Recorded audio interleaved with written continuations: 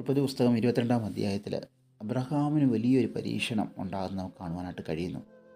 എന്തുകൊണ്ടാണ് ഇങ്ങനൊരു പരീക്ഷണം അബ്രഹാമിൻ്റെ ജീവിതത്തിൽ ഉണ്ടായത് എന്ന് ഞാൻ ചിന്തിച്ചപ്പോൾ ദൈവം ഒരു കാര്യം എന്നെ പഠിപ്പിച്ചു.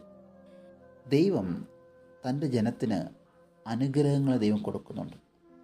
കുഞ്ഞുങ്ങളില്ലാതെ ഭാരപ്പെടുന്ന അനേകരുണ്ട്. അവരെന്ത് ചെയ്യുന്നു? കർത്താവിൻ്റെ സന്നിധിയിൽ ഉപവസിച്ചു ദൈവത്തിൻ്റെ വചനത്തെ പ്രോമിസിനെ പിടിച്ചുകൊണ്ട് പ്രാർത്ഥിച്ച് വർഷങ്ങൾക്ക് ശേഷം ദൈവ അനുഗ്രഹമായ ഒരു കുഞ്ഞിനെ അല്ലെങ്കിൽ മറ്റ് അനുഗ്രഹങ്ങളെ ദൈവം കൊടുക്കുന്നുണ്ട്. കൊടുത്തതിന് ശേഷമുള്ള അവരുടെ കുടുംബജീവിതം എങ്ങനെയാണ് എന്ന് വെച്ചാൽ ദൈവമായിട്ടുള്ള ബന്ധം എങ്ങനെയാണെന്നുള്ളത് നമ്മളൊന്ന് മനസ്സിലാക്കേണ്ടത് വളരെ അത്യാവശ്യമാണ്. കാരണം ഇന്ന് പലർക്കും അവർ നിലവിളിച്ച് പ്രാർത്ഥിച്ച് ദൈവ പ്രാർത്ഥന കേട്ട് അനുഗ്രഹം കൊടുത്തതിന് ശേഷം അവർ ദൈവത്തിനോടുള്ള സ്നേഹത്തിൽ വളരെ കുറവുണ്ടായിട്ട് ദൈവം കൊടുത്ത അനുഗ്രഹത്തിന്, അതായത് കുഞ്ഞുങ്ങളെ ഒത്തിരി ദൈവത്തെക്കാളും അധികം സ്നേഹിക്കുന്നതായിട്ട് കാണുവാനായിട്ട് കഴിയുന്നു. ഈ ഒരു ടെസ്റ്റിംഗ് ആണ് ഇവിടെ നടന്നത്. കാരണം വർഷങ്ങൾക്ക് ശേഷം കിട്ടിയ കുഞ്ഞിനെ അബ്രഹാം വളർത്തിയെടുത്തു. അപ്പം ദൈവത്തിന് തോന്നി അബ്രഹാമിന് എന്നെക്കാളും കുഞ്ഞിനെ സ്നേഹിക്കുന്നുണ്ടോ എന്ന് അറിയാൻ വേണ്ടി നടത്തിയൊരു ടെസ്റ്റാണ്. എന്നാൽ അതിനകത്ത് അബ്രഹാം വിജയിക്കുന്നുണ്ട്. കാരണം ദൈവം പറഞ്ഞത് അപ്പോൾ തന്നെ അബ്രഹാം അനുസരിച്ചു. സ്വന്തം മകനെ ബലി കൊടുക്കാനായിട്ട് തയ്യാറായി. ഇന്ന് നമുക്ക് നമ്മുടെ സ്നേഹം എങ്ങനെയാണ്?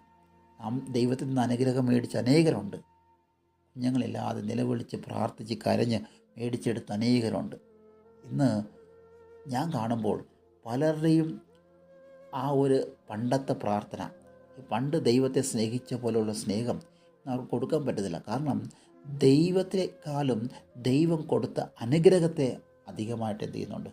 അവർ സ്നേഹിക്കുന്നുണ്ട്. ഇത് വളരെ ഡേഞ്ചറായിട്ടുള്ള കാര്യമാണ്.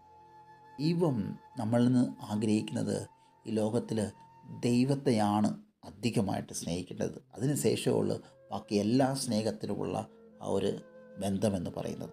കീർത്തനക്കാരൻ 73:25 പറയുന്നത്, സ്വർഗത്തിൽ എനിക്ക് ആരുള്ളൂ, ഭൂമിയിൽ നിന്നെയല്ലാതെ ഞാൻ ഒന്നും ആഗ്രഹിക്കുന്നില്ല. അപ്പം നമ്മുടെ ആഗ്രഹവും നമ്മുടെ സ്നേഹവും ഈ ലോകത്തിൽ ഏറ്റവും ഹൈ ആയിട്ട് നിൽക്കേണ്ടത് ദൈവത്തിനോടാണ്. അതിന് ശേഷമുള്ള ഈ ലോകത്തുള്ളതിനെ സ്നേഹിക്കാനായിട്ട് നാം തയ്യാറാകേണ്ടത്.